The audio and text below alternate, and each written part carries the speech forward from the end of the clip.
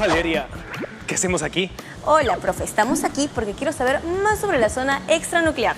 Ah, ya veo. ¿Y por qué crees que la zona extranuclear tiene algo que ver con la electricidad? Ay, profe, porque según el último experimento que hicimos con la chompa de lana y el globo, la electricidad se origina por el movimiento de electrones de algún material conductor. Estás en lo cierto, pero la zona extranuclear es en realidad la parte externa. Ya sé. Es la parte VIP de un concierto de música electrónica. Valeria, no, claro que no. La zona extranuclear es en realidad la parte externa del átomo, ¿recuerdas? Claro que sí, profe. Solo estaba bromeando. La zona extranuclear se llama así porque en ella hay un montón de electrones con carga negativa. Así es, Valeria. Muy bien. No te olvides que la zona extranuclear y el núcleo forman parte de la estructura atómica. Las partes del átomo, ¿y eso qué tiene que ver con la zona extranuclear? Estoy seguro que tú, al igual que Valeria, también quieres saber más sobre eso, ¿cierto? Es cierto, profe. Yo quiero saber muchísimo más. Entonces empujemos el video. Sabemos que los átomos están conformados por un núcleo que contiene protones de carga positiva y una zona extranuclear donde se encuentran los electrones de carga eléctrica negativa. Sin embargo, también existen los iones, o sea, átomos o grupos de átomos cargados eléctricamente. Estos no son neutros, por lo tanto, se clasifican en cationes y aniones. Entonces, los cationes son iones con carga eléctrica positiva y los aniones son iones con carga eléctrica negativa. Pero, ¿cómo ganaron esas cargas positivas y negativas, profe? Buena pregunta, Valeria. La formación de los iones ocurre por ganancia o pérdida de electrones como producto de una reacción química. Por esta razón, un catión ha perdido electrones, mientras que un anión ha ganado electrones. Estas reacciones suelen ocurrir cuando un metal pierde electrones y un elemento no metal gana electrones. Por ejemplo, la atracción electrostática entre positivos y negativos atrae las partículas entre sí, provocando la creación de un compuesto iónico, como el cloruro de sodio. Ahora entiendo la denominación de otros compuestos. Por ejemplo, catión de litio y anión de nitrógeno. Pero, ¿cuáles son las propiedades de los átomos, profe? Sabemos que los protones son partículas subatómicas de carga eléctrica positiva, ¿cierto? Pero a la cantidad de protones que se encuentra en el núcleo de un átomo se le denomina número atómico, el cual determina el elemento químico al que pertenece. El número atómico se representa con una Z mayúscula. También conocemos que los neutrones son partículas subatómicas de carga eléctrica neutra. Pues bien, la suma de la cantidad de neutrones en un átomo y el número atómico nos da como resultado el número de masa o masa atómica, expresado con la letra A mayúscula. Mientras que la cantidad de electrones en un átomo neutro será igual a la cantidad de protones o número atómico. Entonces, profe, ¿las propiedades del átomo son el número atómico, el número de masa y la cantidad de electrones de un átomo? Así es, Valeria. Por ejemplo, cierto átomo posee en su núcleo 19 partículas, pero solo 10 son neutras. ¿Cómo representa su núcleo e identificas el elemento en la tabla periódica? A ver, tenemos 19 partículas en el núcleo, pero solo 10 son neutras. Por lo tanto, el número de masa es 19. Sí, Valeria. Ahora reemplacemos. Si el número de masa es igual a la suma del número de protones y el número de neutrones, y, a su vez, el número atómico es igual al número de protones, tenemos lo siguiente. A es igual a Z más numeral N. 19 es igual a Z más 10. 19 menos 10 es igual a Z. Profesor, hemos obtenido 9 como número atómico. Eso significa que tenemos 9 protones o también 9 electrones. Y si ubicamos el número atómico 9 en la tabla periódica, descubrimos que le corresponde al elemento químico flúor. Además, los átomos se pueden agrupar según el criterio más general de considerarlos distintos, si se diferencian de su número atómico, su masa atómica o su energía nuclear. Sin embargo, las especies resultantes de estas agrupaciones suelen ser más numerosas y reciben el nombre de núclidos o nucleidos. Los nucleidos no son una banda de rock pesado, aunque no está mal como nombre. Bueno, como les decía, los nucleidos se agrupan de acuerdo a ciertas características que comparten, y son los isótopos, los isótonos y los isóbaros. Por un lado, tenemos a los isótopos, quienes se agrupan con el mismo número atómico y distinto número másico, mientras que los isótonos se agrupan con el mismo número de neutrones y distinto número de protones. Y, por último, los isóbaros, quienes se agrupan con el mismo número másico y distinto número atómico. Chicos, ¿sabían que los isótopos de hidrógeno tienen el mismo número atómico pero diferente número de masa? De esta manera pueden pertenecer al mismo elemento. Como isóbaros, tenemos al argón y al calcio, dos elementos químicos con 40 de número de masa. Por último, los isótonos de magnesio y sodio poseen igual número de neutrones, a pesar de tener distinto número de masa y número atómico o protones.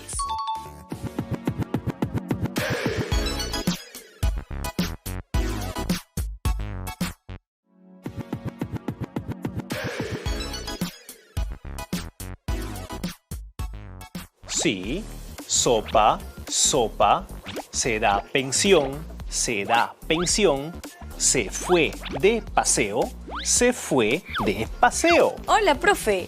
¿Qué está haciendo en la pizarra? ¿Me parece o está cantando sopa de caracol? Valeria, ya estás aquí. No, ¿cómo crees? Mira, estoy haciendo la regla del serrucho. ¿Me ayudas? ¿La regla del serrucho? ¿Y qué es eso, profe? ¿O para qué sirve?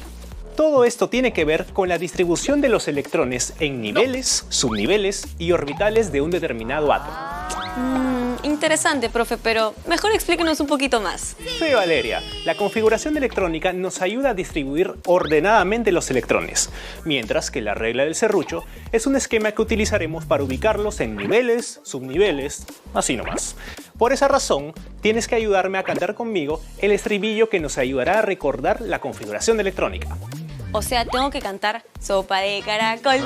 No, Valeria, ya olvídate de esa canción. Lo que tienes que aprender es sí, sopa, sopa, se da pensión, se da pensión, se fue de paseo, se fue de paseo. Ah, ya.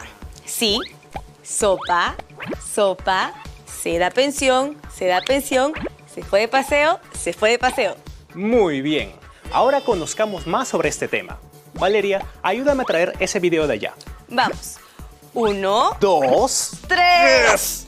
En la historia de los modelos atómicos, desarrollada en el episodio anterior, mencionamos que en 1926, el físico Erwin Schrödinger elaboró una ecuación matemática para calcular la energía de los electrones, obteniendo como resultado los números cuánticos, que son empleados para representar los niveles, los subniveles, los orbitales y la rotación de los electrones de un átomo cualquiera. Profe, recuerde también que los números cuánticos son 4. Principal, representado con la letra N.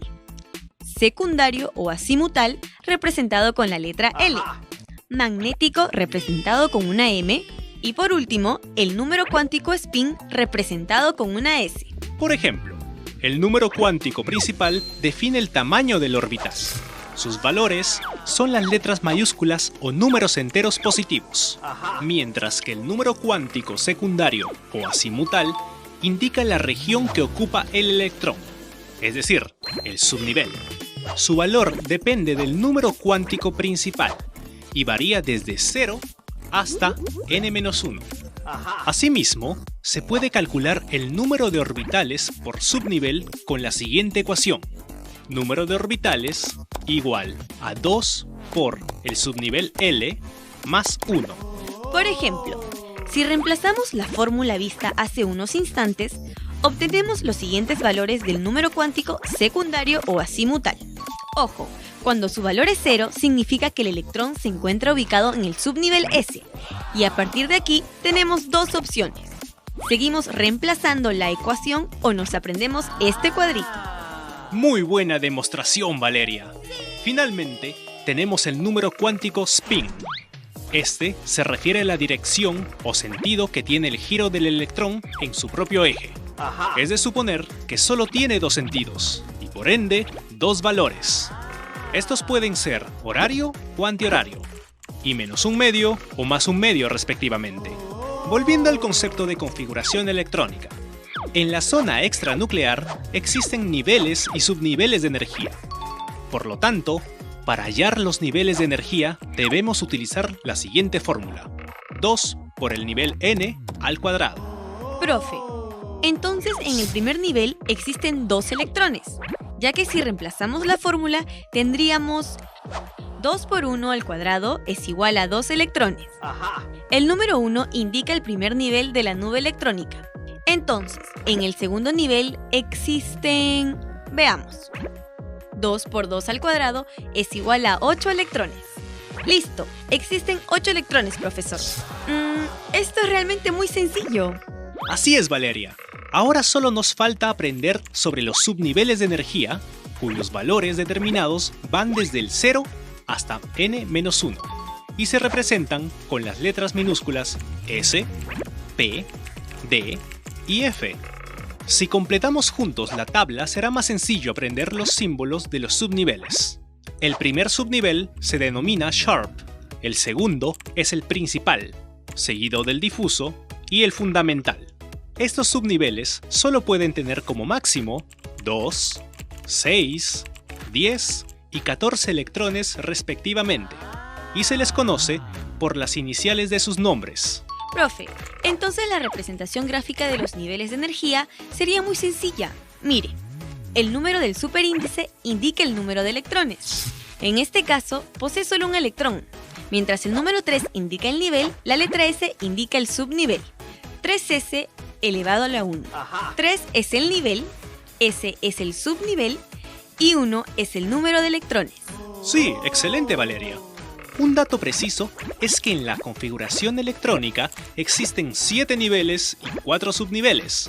Eso quiere decir que la cantidad de niveles es la misma cantidad de periodos en una tabla periódica, y los subniveles son las iniciales de Sharp, principal, difuso y fundamental. Oh, profe, ahora entiendo por qué cantaba sí, sopa, sopa, se da pensión, se da pensión, se fue de paseo, se fue de paseo. ¡Qué divertida es la química! Me encanta que podamos recordar con un juego de letras el orden de los subniveles. Es lo máximo, profe. ¿Quién lo inventó? Bueno, Valeria, esos son los recursos que hacen a la química más divertida e interesante. Ah, me olvidaba. Popularmente se le conoce como regla del serrucho, pero en realidad fue un modelo formulado por el físico Niels Bohr. Ya, profe, acompáñeme con el coro.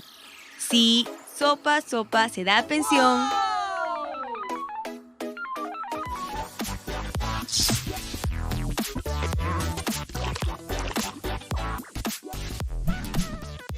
¿Sabías que hay un superhéroe creado por la química?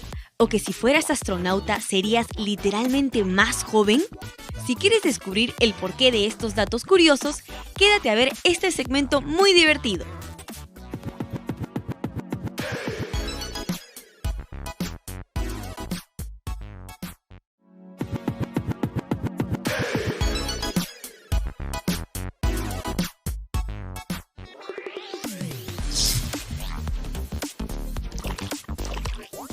Hola chicos, yo soy Valeria y yo estoy aquí para contarles nuevamente un par de curiosidades sobre química y otros temas muy interesantes.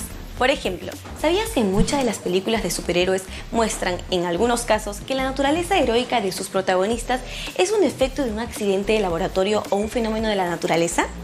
Sin embargo, en la película de ciencia ficción Ant-Man es distinto, porque lo que distingue el potencial de este personaje deriva de cálculos físicos y químicos. Una demostración de esta afirmación son los cálculos que realizaron para reducir al personaje, con la finalidad de enviarlo al reino cuántico porque allí había una persona atrapada desde hace muchísimos años. Pero ojo, se debe tener en cuenta tanto en la ficción como en la realidad que al disminuir el tamaño de Ant-Man, su fuerza disminuye lentamente en comparación a su volumen corporal. Es por esto que las hormigas pueden levantar objetos mucho más pesados que su masa, y en la película sucede así también. Es por ello que muchos cineastas fueron asesorados por el físico cuántico Spyros Michalakis del Instituto de Información Cuántica y Materia de Caltech, California. ¿Sabías que según la teoría de la relatividad, gravedad y velocidad tienen un efecto muy importante en el tiempo? Y esto es porque si tú eres astronauta y te vas a la Estación Espacial Internacional, te vuelves literalmente más joven, ya que cada 747 días ganas un segundo. Y esto es porque allá el tiempo pasa muy lento. Asombroso, ¿cierto? Ahora, muy pocos saben que un volcán tiene más energía que un tsunami, un terremoto y hasta un huracán. Es por eso que en países como Islandia ya están en funcionamiento las centrales geotérmicas que producen electricidad por medio de los volcanes. Y todo esto gracias a la geotermia, una rama de la ciencia que estudia el calor en el interior de la Tierra y la energía geotérmica. Bueno, esto ha sido todo por hoy. Pero si te gustaron los datos curiosos, entonces no te puedes perder el siguiente segmento. ¡Chao!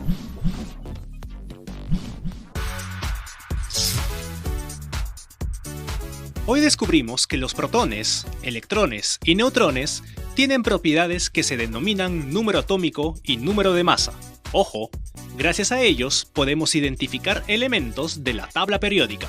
También aprendimos que los elementos químicos se pueden agrupar en la tabla periódica según su número atómico, pero existen otras características para reunirlos, y esto depende de los núclidos o nucleidos. Así es, profe. También vimos que los nucleidos se pueden agrupar según compartan una u otra característica. Por ejemplo, los isótopos se agrupan con el mismo número atómico, pero distinto número másico, mientras que los isótonos se reúnen porque tienen el mismo número de neutrones y distinto número de protones. Por último, los isóbaros se agrupan con el mismo número de masa, pero distinto número atómico. Profe, a todo esto, ¿usted sabe cuál es el deporte favorito de un electrón? ¿Cuál, Valeria? ¡Ay, profe! Tirarse de un puente de hidrógeno. Ese chiste me recordó que existen los isótopos de hidrógeno con el mismo número atómico, es decir, cada uno posee un protón. Bien dicho, Valeria. También estudiamos la configuración electrónica, quedando claro que existen 7 niveles de energía y que podemos hallar electrones a través de esta fórmula, 2 por n². Y no olvidemos los 4 subniveles: Sharp, principal, difuso y fundamental. Entonces, si queremos distribuir los electrones de manera ordenada en los niveles, subniveles y orbitales de un determinado átomo, debemos utilizar la configuración electrónica por medio del famoso esquema denominado la regla del serrucho.